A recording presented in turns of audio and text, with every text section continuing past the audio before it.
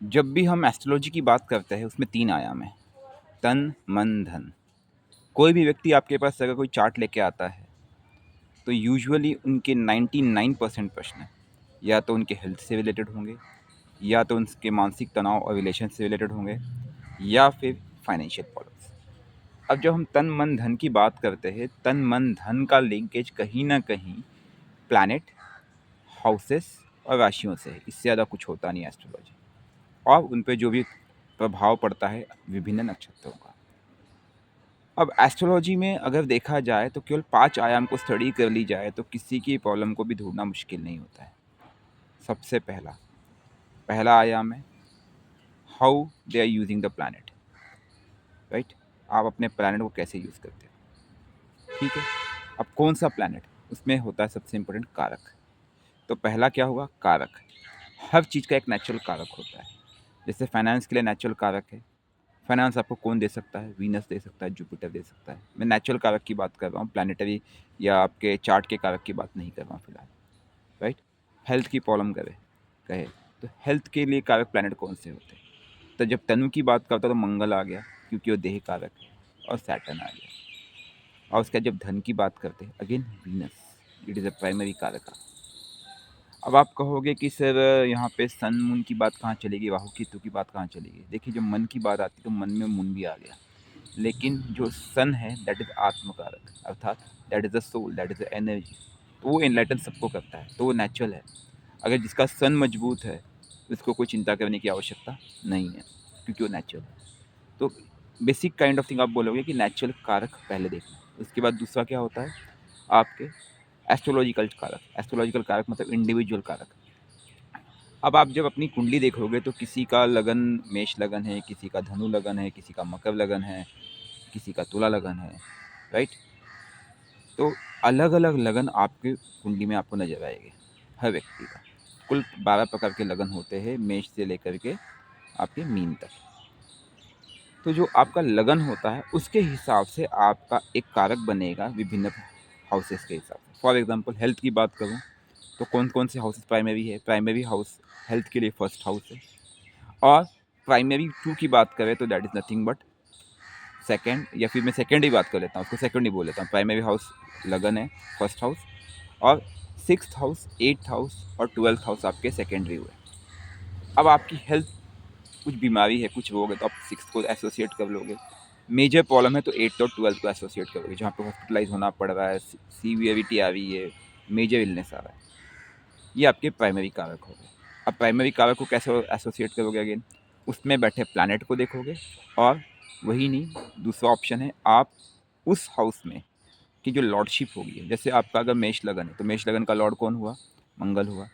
आपका तुला लगन है, तुला लगन का लॉर्ड कौन हुआ, वीनस हुआ। आपका मकर लगन है, मकर का लॉर्ड कौन हुआ, सैटर्न हुआ।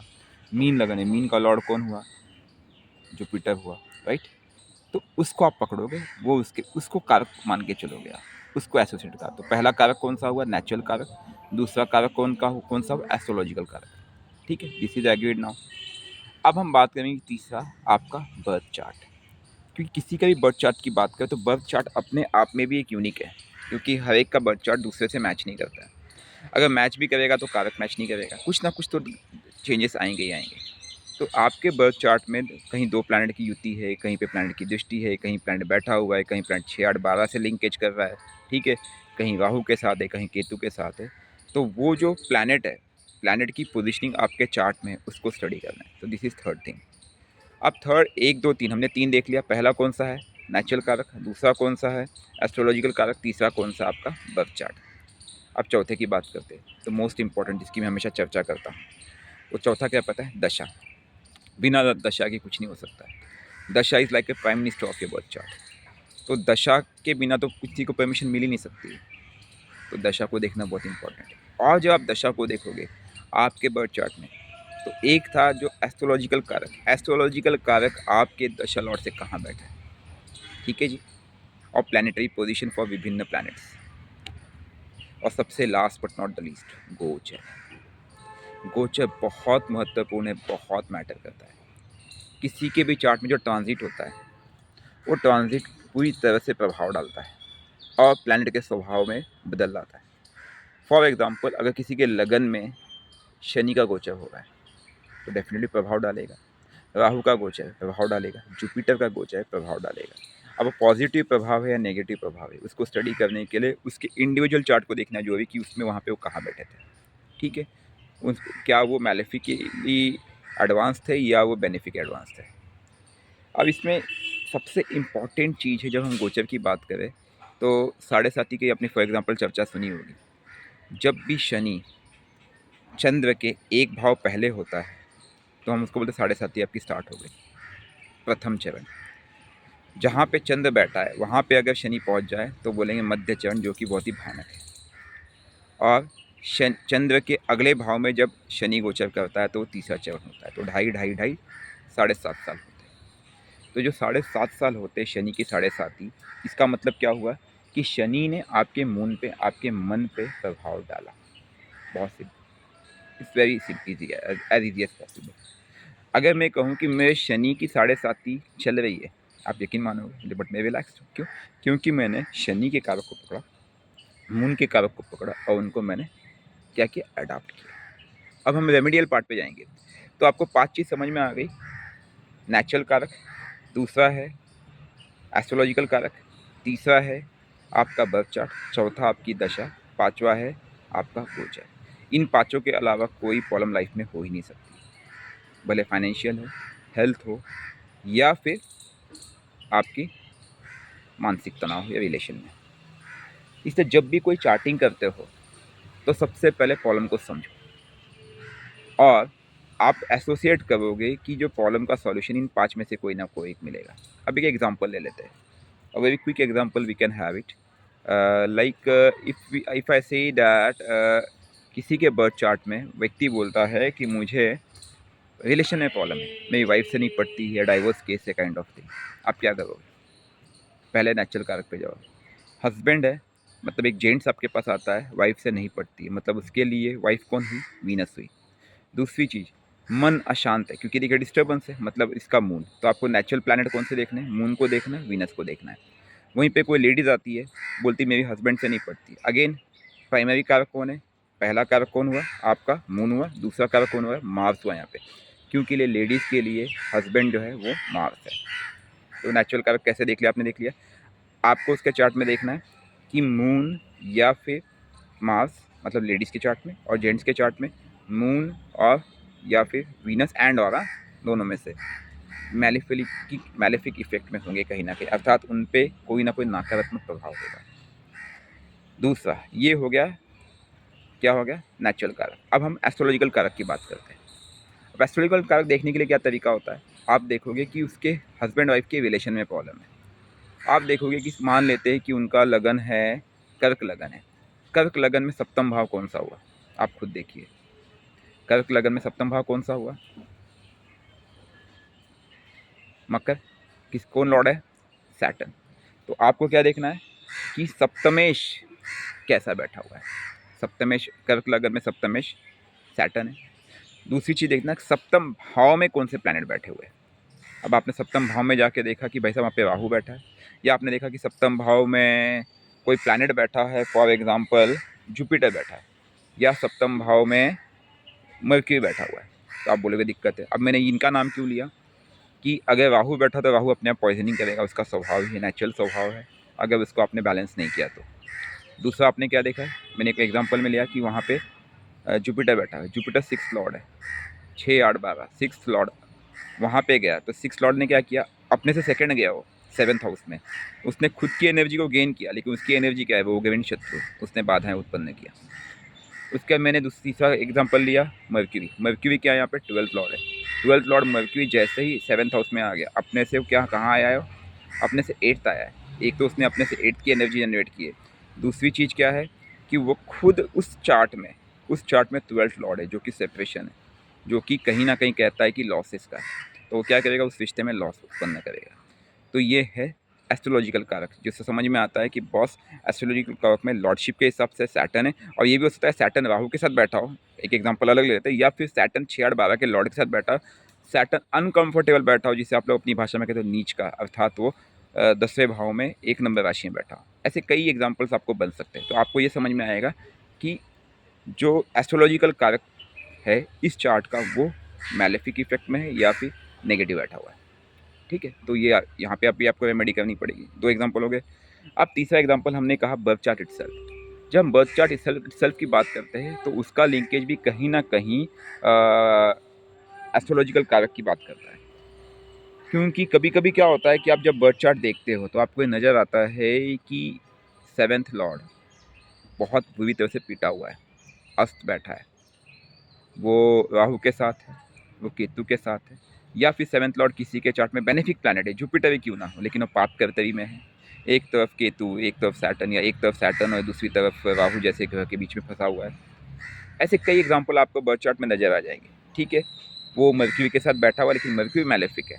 ठीक है, और वो प्लैनेट को अडाप्ट नहीं कर पा रहा व्यक्ति। इस तरह के एग्जांपल आपको नजर आएंगे तो उस उधर भी आपको नजर आएगा कि उसके बर्थ चार्ट में दिक्कत है। बट ये बहुत ही लास्ट केस में देखता हूँ, अक्सर मैं ना कारक को देखता हूँ, प्राइमरी सेकेंडरी कारक उसके, और साथ में दशा को देखता हूँ। ये 99 या 95 to 98% केसेस में ये पर्याप्त हो जाता है। उसके बाद होता है दशा। दशा लॉर्ड से जो रिलेशन का कारक हाउस है, 7th हाउस या 7th का लॉर्ड, वो कैसा बैठा हुआ है। कई बार क्या होता है, दशा लॉर्ड, सपोज मैं कहता हूँ आपकी मंगल की दशा चल रही है, मंगल से सैटर्न 12 बैठा हुआ है। मैंने जो कर्क लगन का एग्जाम्पल अगेन ले लेते हैं, मंगल से सैटर्न 6-8 में बैठा हुआ है। ठीक है, या फिर मंगल से सैटर्न के रिलेशन नक्षत्र लेवल पे वो एक दूसरे को यूनाइट कर रहे होंगे, या फिर मैं बोलता हूँ मंगल ना हो, मर्क्यूरी की दशा चल रही है, मर्क्यूरी अपने आप में 12th लॉर्ड है और मर्क्यूरी से सैटर्न बैठा है 6-8 में, या मर्क्यूरी और सैटर्न के नक्षत्र राशि परिवर्तन एक दूसरे का इक्वल हो, मतलब मर्क्यूरी के नक्षत्र में सैटर्न, सैटर्न के नक्षत्र में मर्क्यूरी है, ऐसा भी हो सकता है, क्यों नहीं हो सकता है। ठीक है, तो ये भी एक दूसरे को एनर्जी एक्सचेंज करेंगे, तो यहाँ पे भी मैलेफिक प्रभाव तुरंत आना ही आना है। अब ये मैंने चौथा एग्जाम्पल ले लिया है और सबसे इम्पॉर्टेंट है गोचर। गोचर का प्रभाव अल्पगामी होता है। अल्पगामी मतलब जब तक वो प्लैनेट गोचर कर रहा होता है। अब इसी कर्क लगन के एग्जाम्पल में आपके बर्थ चार्ट में सप्तम भाव में मर्क्यूरी का गोचर चल रहा है, या फिर सप्तम भाव में जुपिटर का गोचर चल रहा है, या फिर शनि इटसेल्फ यहाँ पे क्योंकि अष्टमेश भी है, राहु का गोचर चल रहा है, और आपने उन प्लैनेट को अडाप्ट नहीं किया, बैलेंस नहीं किया, तो भी ये प्रॉब्लम जनरेट होगी। तो एस्ट्रोलॉजिकल प्रॉब्लम को ढूंढते समय आपके पास से 5 पॉइंट नजर आएंगे, टोटल ओनली 5। अब इन 5 में से कहीं भी अगर दिक्कत है तो देयर इज अ प्रॉब्लम। लेकिन सबसे इंपॉर्टेंट इसमें होता है दशा लॉर्ड। मैं क्यों आपको दशा लॉर्ड कहता हूँ कि जैसे आपने दशा लॉर्ड को अडॉप्ट किया तो दशा लॉर्ड आपको सपोर्ट कर मिलता है, he is the king of the chart. हो सकता है कि वो दशा लॉर्ड का रिलेशन सप्तमेश से ना बनता हो, लेकिन कहीं ना कहीं वो ट्राइन के मेथड से, ट्राइन के कंसेप्ट से, गोचर के वे से वो उसको रूल कर रहा है बर्थ चार्ट। क्योंकि अगर आपका दशा लॉर्ड आपके कंट्रोल में है तो जिस भाव में बैठेगा, ठीक है, उसके ट्राइन के तीनों तत्वों को कंट्रोल करेगा, उसकी पॉइजनिंग को कंट्रोल करेगा, पहली चीज़। तो कहीं ना कहीं वो आपको पॉजिटिव रिजल्ट देना चालू कर देता है, नंबर 1। नंबर 2, उस दशा लॉर्ड की कहीं ना कहीं खुद की भी लॉर्डशिप होगी, उसके भी कोई राशियाँ होंगी, जैसे जुपिटर है, जुपिटर मीन राशि, धनु राशि, दोनों उसके लॉर्डशिप है, प्लस वो खुद कहीं बैठा होगा, तो 2 से 3 हाउसेस को वहाँ पे वो कंट्रोल कर लेता है। उसके बाद क्योंकि दशा लॉर्ड के पास अधिपत्य है, उसका किसी के साथ एनर्जी एक्सचेंज होता होगा, किसी के साथ बैठा होगा, तो उधर भी आपको सपोर्ट कर देगा। ठीक है, तो दशा लॉर्ड 70 to 80% प्रॉब्लम को वहीं कंट्रोल कर लेता है। उसके पास क्योंकि अथॉरिटी है, ये बहुत ही प्राइमरी होगी। सेकेंड होता है, मैं नेचुरल कारक की बात करता हूँ। जब भी कोई प्रॉब्लम आपके जीवन में आती है, फॉर एग्जांपल अगर मदर से रिलेटेड हेल्थ प्रॉब्लम है, तो मैं तुरंत कहूँगा मून को देखो और चतुर्थेश को देखो, चतुर्थ भाव में बैठे हुए ग्रहों को देखो। ठीक है, खुद की हेल्थ की बात करती है, लगन को देखो, लगनेश को देखो, ठीक है, मंगल को देखो, ठीक है, उसमें एसोसिएटेड लगन में बैठे हुए प्लैनेट्स को देखो। ठीक है, अब इनका रिलेशन आपके दशा लॉर्ड से देखना बहुत ही प्राइमरी हो जाता है। अगर दशा लॉर्ड से रिलेशन आप मेंटेन नहीं करोगे तब भी प्रॉब्लम है, क्योंकि फॉर एग्जांपल अगर दशा लॉर्ड से कोई प्लैनेट छठे में बैठा है तो वो आपसे सेवा डिमांड कर रहा है। ठीक है, आप जैसे ही सेवा स्टार्ट करोगे उस प्लैनेट का, जैसे मैं बोलता हूँ आपका सप्तमेश सैटर्न है, वो दशा लॉर्ड से छठे में बैठा हुआ है, तो वो बोल रहा है कि शनि मांग रहा है, डिमांड कर रहा है, बहुत सेवा कर। किसकी सेवा कर? शनि। शनि क्या है? कॉमन मैन, जीव जंतु। तुरंत मैं कहूँगा, अभी एक एग्जाम्पल है, एक बंदे का चार्ट था, अभी कल परसों की बात है, तो एक मित्र थे, उन्होंने ऐसे दिखाया, तो मैंने उनको साफ बोला एक काम करो, कुत्ते को रोटी खिलाया कर। क्यों कहा मैंने?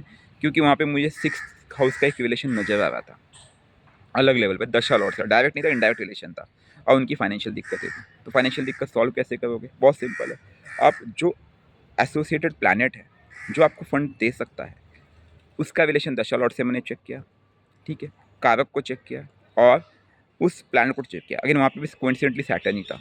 सैटर्न इस हिसाब से था क्योंकि उनका जो सैटर्न है वो शायद सेकेंड हाउस में बैठा था एंड मेष लगन है, if I am not wrong, yes मेष लगन है, सेकेंड हाउस में सैटर्न बैठा है जो 11th और 10th लॉर्ड भी है, मतलब कर्मेश भी है और लाभेश भी है, यस ट्रू, याद आ गया। अब जो दशा लॉर्ड थी, दशा लॉर्ड से सैटर्न 6th में था, तो मैंने उनसे सेवा की डिमांड की कि तुम्हें सेवा करनी है, किसकी करनी है। और अगेन हाँ, दशा लॉर्ड के 12th में केतु बैठा था, दैट्स परफेक्ट, ऐसे कुछ था रिलेशन। तो केतु भी एक कुछ डिमांड करता है, तो वही रिलेट हुआ कि आपको you need to serve the animals and that to birds as well as your dog specially, वो आपको वहाँ पे फेवर कर जाएंगे, ठीक है। तो this is how I try to balance the relation of a planet with them, with the associated things financial दिक्कत के लिए।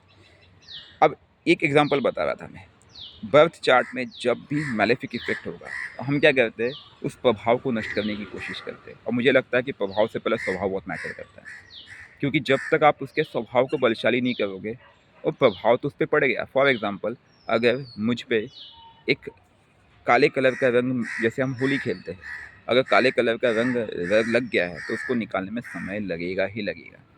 तो हम उसके कलर को निकालने के बजाय हम पहले क्या करते हैं, जैसे हम होली खेलते हैं हम क्या करते हैं, ऑयल लगा के जाते हैं। क्यों लगाते हैं ऑयल? कि बस ऑयल लगा होगा तो वो रंग जल्दी छूट जाएगा, वरना वो रंग जल्दी छूटेगा नहीं। ऐसे ही हम जब जीवन में अब आगे बढ़ते हैं, जो कलर हमें लग चुका है वो तो समय लगेगा, वो एक तुरंत निकलने वाली चीज़ नहीं है। लेकिन आप जैसे उस प्लैनेट को अडॉप्ट करने लगोगे, अर्थात उसके तत्वों को अपने जीवन में धारण करने लगोगे, ठीक है, अपने कर्मों द्वारा, तो वो उस प्लैनेट आपको सपोर्ट करने लगेगा, भले वो नेचुरल कारक के रूप में या फिर एस्ट्रोलॉजिकल कारक के रूप में। हमें ये समझने की आवश्यकता होती है। हम यहीं पे गलती कर जाते हैं। यूजुअली जब हम गोचर की बात करते हैं, सबसे इंपॉर्टेंट जो 5th पॉइंट की बात करने वाला था मैं, गोचर का इफेक्ट अल्पकालीन होता है। अभी ये हाल ही में एक चार्ट था, मैं इस पर सोच रहा हूँ एक चार्ट में लूँगा आप लोगों के सामने। बहुत अच्छा एग्जाम्पल था कि एक व्यक्ति है, उसके जीवन में डॉक्टर रिश्ते आ रहे थे, ठीक है, राहु का पूरा प्रभाव वाला चार्ट है वो। और डॉक्टर रिश्ते क्यों आ रहे थे? क्योंकि बुध वीनस का गोचर उसके 7th हाउस में चल रहा था। और मैंने उसको बताया ये रिश्ते अभी चल रहे हैं, 3 से 4 दिन के बाद जैसे ही इनका ट्रांजिट खत्म हो जाएगा, ठीक है, within a week time, इसके बाद ये रिश्ते नष्ट खत्म हो जाएंगे। और कल ही बात हुई, बोला कि बॉस जो रिश्ते आए थे, 3 डॉक्टर के रिश्ते आए थे, अब तीनों डिक्लाइनिंग स्टेज पे जा रहे हैं। मैंने यही कहा था कि वो एक अपॉर्चुनिटी जनरेट हुई थी, उस अपॉर्चुनिटी को आपने ग्रैब करना है तो क्विक ग्रैब करना, नहीं तो मिस हो जाएगा। तो जो लोग बोलते हैं ना कि मेरे जीवन में विवाह का योग है या नहीं है, मैंने कभी नहीं कहा कि किसी के जीवन में योग नहीं बन सकता है। क्यों नहीं बन, ऐसा क्यों नहीं कहा? क्योंकि हर योग आपको 4 तरह के प्लैनेट देते हैं। कौन से 4 तरह के प्लैनेट देते हैं? एक होता है नेचुरल कारक, दूसरा होता है एस्ट्रोलॉजिकल कारक, तीसरा होता है आपका दशा लॉर्ड और चौथा होता है गोचर, ठीक है जी। अब मान लेते हैं कि आपका सप्तम भावेश या सप्तम भाव बहुत बुरी तरह पीटा हुआ है, ठीक है, लेकिन मैरिज के लिए कारक सप्तम भाव ही नहीं होता है, उसके लिए सेकंड हाउस भी है, उसके लिए आपका 11th हाउस भी है, उसके लिए आपका 12th हाउस भी है, क्योंकि आपकी शैया सुख वो भी है, आपकी स्लीप है, स्लीप डिज़ायर्स जो उसे हम बोलते हैं, स्लीप फ्रिक्वेंसी की बात करते हैं। अब ऐसे केस में मैं क्या करूँगा पता है? मुझे पता है कि उसका लगन लग्नेश पिटा, उसका सॉरी सप्तम सप्तमेश पिटा हुआ है, नेचुरल कारक पिटा हुआ है, जैसे किसी लड़के का चार्ट आता है, मुझे पता है उसका वीनस बुरी तरह पिटा हुआ है, ठीक है, तो ये भी सपोर्ट नहीं कर रहा है और दोनों तरह के कारक सपोर्ट नहीं करना, नेचुरल ना एस्ट्रोलॉजिकल। लेकिन फिर मैं तुरंत क्या होगा उसकी दशा। अब दशा में मैं देखूंगा महादशा, अंतरदशा, प्रत्यंतर दशा, क्योंकि प्रत्यंतर दशा भी एक समय देता है। प्रत्यंतर दशा में भी कोई ऑप्शन नज़र आ रहा है क्या कहीं से लिंकेज? अब लिंकेज भी 3 प्रकार के होते हैं। एक होता है दृष्टि लेवल लिंकेज होता है, दूसरा होता है ट्राइन। ट्राइन का मतलब हो गया कि आपका बेसिकली हम जब बात करते हैं किसी भी व्यक्ति के चार्ट में, एक जो ट्राइन होता है एक सेम तत्व को डिफाइन करता है, तो क्या उस तत्व को मैं स्ट्रेंथन करके काम कर सकता हूँ, ठीक है। और इससे एक स्टेप में जब आगे बढ़ता हूँ तो मुझे एक चीज़ और नज़र आती है, दैट इज़ नथिंग बट गोचर, क्योंकि ट्रांजिट को तो आप रोक नहीं सकते हो। फास्ट मूविंग प्लैनेट कौन सा है? मून है। हर 27 दिन में से 2 से ढाई दिन ऐसे आते होंगे जब उसको बल मिलता होगा उस हाउस को, अगर हमने मून को पॉजिटिव कर दिया तो। दूसरा प्लैनेट कौन सा? सिर्फ मून ही नहीं होता है, दूसरा एक प्लैनेट और है जिसे हम क्या कहते हैं? मर्क्यूरी, देन सन, वीनस, मर्क्यूरी, सन, वीनस, मून, अगर इन 4 प्लैनेट को ढंग से स्टडी किया जाए तो आप देखोगे साल में 1 आध महीने का समय ऐसा हमेशा आएगा जब वो एक अपॉर्चुनिटी जनरेट कर सकता है और वो मैरिज के लिए पोएबल। बोला चट मंगनी पट गया, ऐसे केसेस भी आपको नज़र आते हैं। फिर आप बोलोगे यार इस चार्ट में तो योग था ही नहीं, फिर कैसे संभव हुआ? बॉस, योग बनाने से बनता है, बनाया जाता है। और वो 1 महीना तो पोएबल हुआ, उसके बाद भी एक प्रोबेबिलिटी और बन सकती है जहाँ पे 1 महीने से ज़्यादा का समय बनता है, वो है उसके टाइम में। क्योंकि 1 महीना अगर वो सप्तम भाव में गोचर होगा तो 1 महीने के आसपास ही वो गोचर उसके 3rd हाउस में और उसके 11th हाउस में भी होगा और लगभग उतना ही समय उसके 1st हाउस में होगा। तो प्रोबेबिलिटी कितनी हुई? 12 राशियों में 4 राशि, मतलब 33% चांसेस मैरिज के हमेशा आपके पास रहते हैं, भले चार्ट कितना ही पिटा हो। लेकिन फिर उपाय कैसे करने होंगे? आपको उपाय को पकड़ना पड़ता है। वो पकड़ना इतना मुश्किल नहीं जितना आपको लगता है। आपको नेचुरल कारक को तो पकड़ना ही पकड़ना, दशा लॉर्ड को पकड़ना ही पकड़ना। दशा लॉर्ड की रेमेडी तो अनिवार्य है क्योंकि उसके सपोर्ट के बिना आप पत्ता भी नहीं ला सकते। लेकिन जो प्लैनेट गोचर कर रहा है, अगर आपने उसको अपने जीवन में ढाल दिया, फॉर एग्जाम्पल मर्क्यूरी का गोचर चल रहा है, ठीक है। अब मर्क्यूरी को कौन सा प्लैनेट रूल, कौन सा देवता रूल करता है, या हम कहे देवताओं की श्रेणी में सबसे पॉजिटिवली किस किस देवता को कंसिडर किया जाए, तो मैं कहूँगा गणेश जी की आराधना। उसके बाद दूसरा प्लैनेट मैं कहता हूँ वीनस। वीनस मतलब माँ दुर्गा, माँ दुर्गा की आराधना। इसलिए आपने कहा होगा जब कन्याओं के विवाह नहीं होते हैं तो उनको अक्सर कहा जाता है कि माँ पार्वती की या फिर माँ दुर्गा की विशेष आराधनाएं दी जाती। क्यों दी जाती है? क्योंकि वो आराधना से आप वीनस को कंट्रोल करते हो, ठीक है।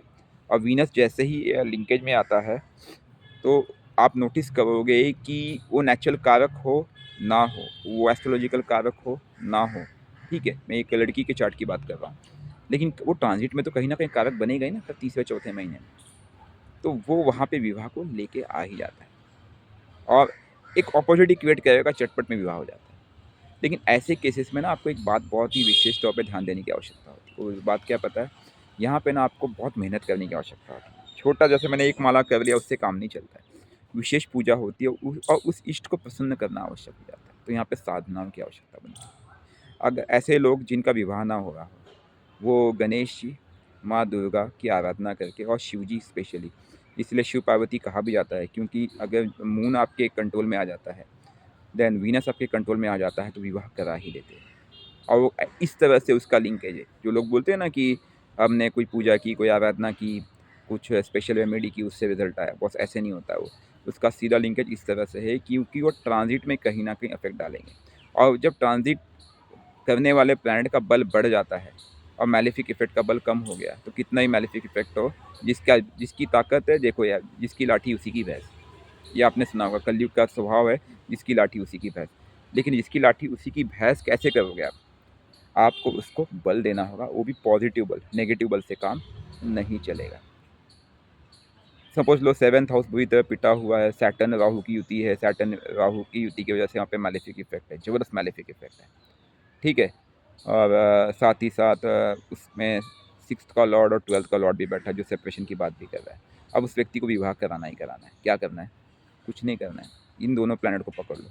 जब ये ट्रांजिट करेंगे और अगर दृष्टि संबंध में या फिर डायरेक्ट गोचर में इन्होंने उसको दबा दिया, सैटर्न राहु के ऊपर ही हावी पड़ गए, तो सैटर्न राहु की नहीं चलेगी। क्यों? क्योंकि यहाँ पे मर्क्यूरी, वीनस, सन या और आपका मून, इनकी पावर बढ़ गई। जैसे इनकी पावर बढ़ गई, वो फोर्स एनफोर्स करेंगे कि मैरिज को वो आपके सामने जीवन में लेके आएंगे। तो मुझे बताइए किसने किया ये? मैंने किया, एस्ट्रोलॉजर ने किया, किसी ने नहीं किया, आपने खुद ने किया, आपके इष्ट ने किया, आपके उस कनेक्ट ने किया जो कहीं ना कहीं प्लैनेट से एसोसिएटेड। ऐसे फाइनेंस की बात करें, हेल्थ की बात करें, तो आप अपने हर प्रॉब्लम को खुद सॉल्व कर सकते हो। चीज़ों को कॉम्प्लिकेट करने की आवश्यकता नहीं है। और मैंने अक्सर यही पाया है कि इसमें सबसे बड़ा रोल, जो मेजर रोल प्ले करता है, वो साधनाएँ होती है। जो साधक है वो पहाड़ को भी तोड़ के नीचे लेके आ सकता है। वो एक एग्जांपल, एक बहुत ही एक मूवी आई थी सलमान खान की, ट्यूबलाइट, याद आया मुझे उसका नाम है।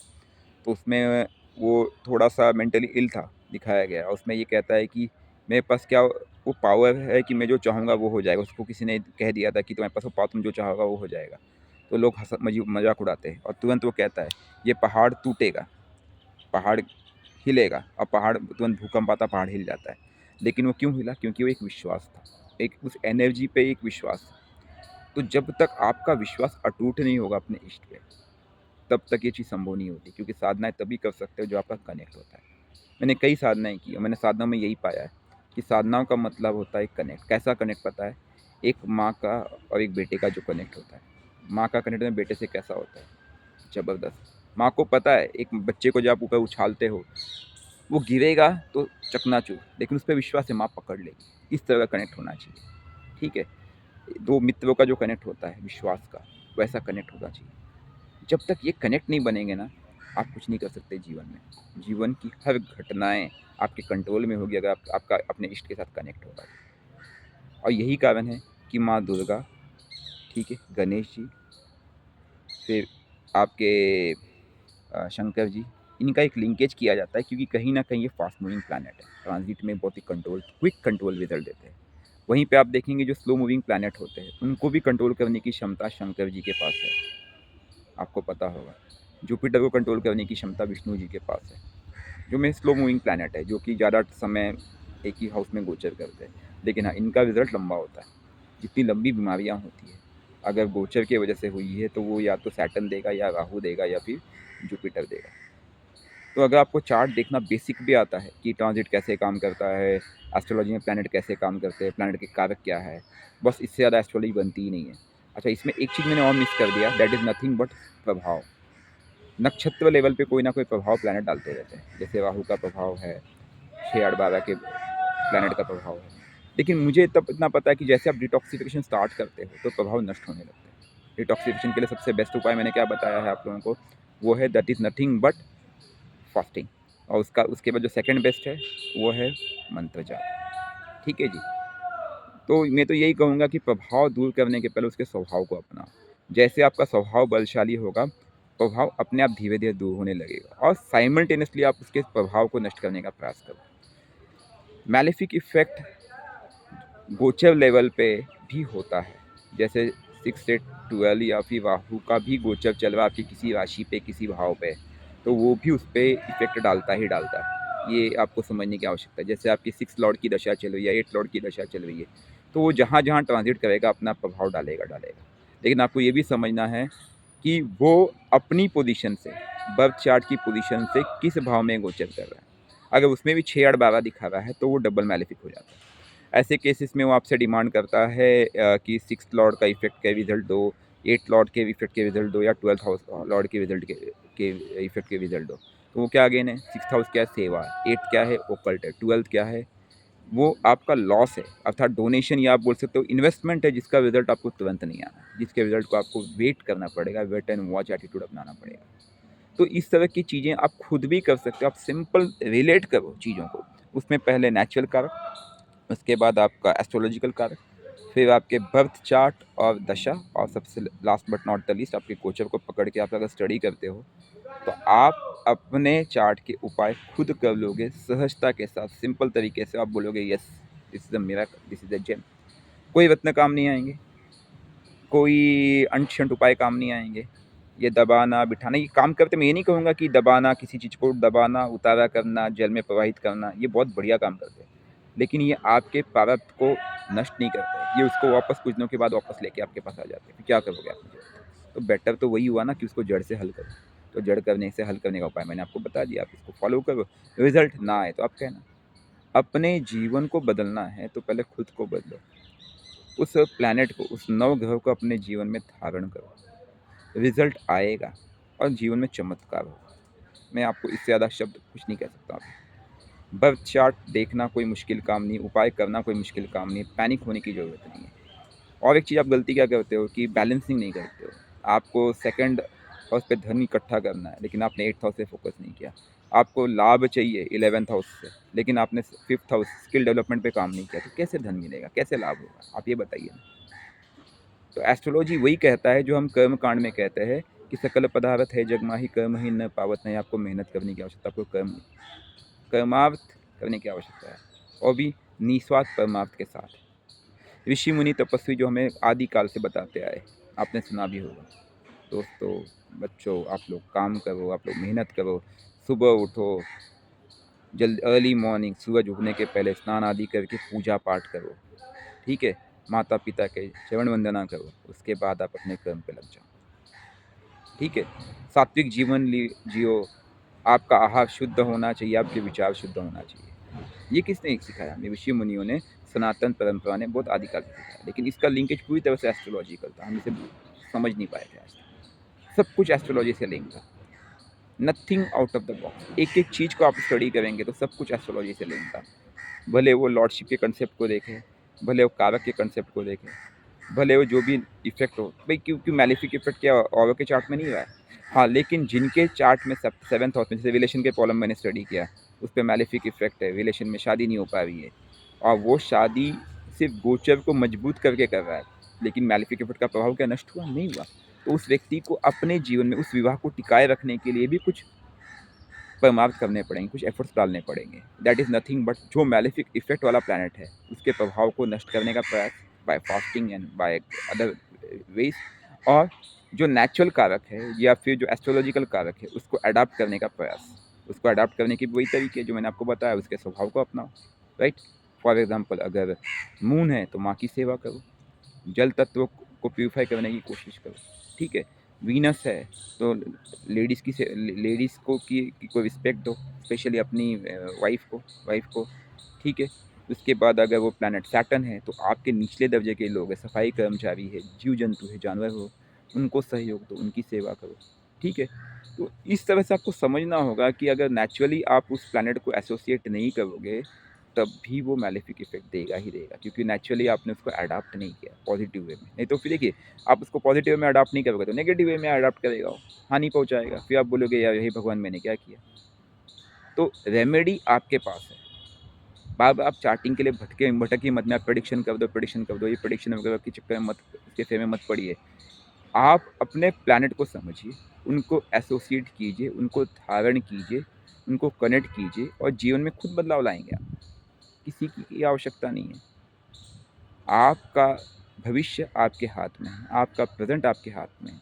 आपका पास्ट बुरा हो चुका है, उसको बदल सकते हो आपके भविष्य में, लेकिन उसके लिए आपको कर्म करना होगा, मेहनत करनी होगी, और इस तरह से करना होगा। जो ईश्वर ने आपको 24 घंटे दिए हैं, उसको पॉजिटिव वे में यूटिलाइज करना होगा, साधनाओं के लिए।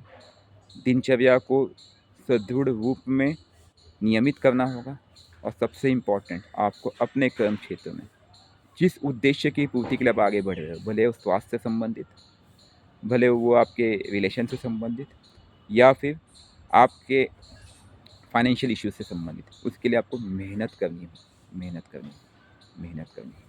There is no shortcut to success. Astrology आपको यही बताता है। एस्ट्रोलॉजी आपको लिंकेज की बात करता है कि हर प्लैनेट रिलेटिव में कहाँ बैठा हुआ है। 6 8 12 दिखा रहा है, फिर 3 11 दिखा रहा है, 4 10 दिखा रहा है। उस लिंकेज को समझिए और एसोसिएटेड प्लैनेट को अडॉप्ट कीजिए। रेमेडी बहुत सिंपल है, बहुत ईजी है। केवल क्रिटिकल केसेस में, जहाँ पे ऑलरेडी डैमेज बहुत सीवियर हो चुका है, किसी को कैंसर है, कोई पैरालाइज हो चुका है, कोई बहुत ही बुरी अवस्था में है, उस केस में ही कुछ अलग तरीके के रेमेडीज करने पड़ते हैं। लेकिन उसके साथ भी 6 स्टेप रेमेडी जो हमने बताई तो करने की अनिवार्य है ही है, उसको भी हम छोड़ नहीं सकते। स्टेप बाय स्टेप अगर आप प्लैनेट को एसोसिएट करोगे और जीवन में चेंजेस लाओगे, हर प्रॉब्लम की सॉल्यूशन। फाइनेंशियली आप उन्नति करोगे, पैसों की कमी नहीं रहेगी। आप लोग जो बोलते हैं ना 100 200 500 के लिए एस्ट्रोलॉजर भटकते हो, बस मैंने मेहनत की। मैंने, कुछ लोग बोलते हैं कि मैंने यार पैसे खर्च करके एस्ट्रोलॉजी सीखी है। बस आप जहर बांटोगे। अब उनके साथ अगर पॉजिटिव हो नहीं रहा है तो गिव एंड टेक रेमेडी के इसके हिसाब से आपको भी जहर ही मिलेगा। इसलिए आप उनके प्रारब्ध पे काम करो, वो भी निस्वार्थ काम करो। जैसे आप निस्वार्थ करोगे, केतु के पास वो क्षमता आपको सब कुछ दे देगा, क्योंकि वो राहु को बैलेंस कर लेगा। और राहु को बैलेंस कर लेगा, राहु आपको दिशा दे देगा, क्योंकि राहु क्या पता है, योग है। शंकर जी की वो आँखें हैं जो योग निद्रा में लीन होती है, जो आपको दिशा देगा। आपको ना जिसको बोलते हैं बर्ड्स आई, जो पक्षी के आँख पे निशाना लगाया था ना अर्जुन ने, वो क्या था पता है? वो राहु था। आप खुद समझिए आप राहु को कैसे अडॉप्ट कर रहे हो। ओम नमः शिवाय।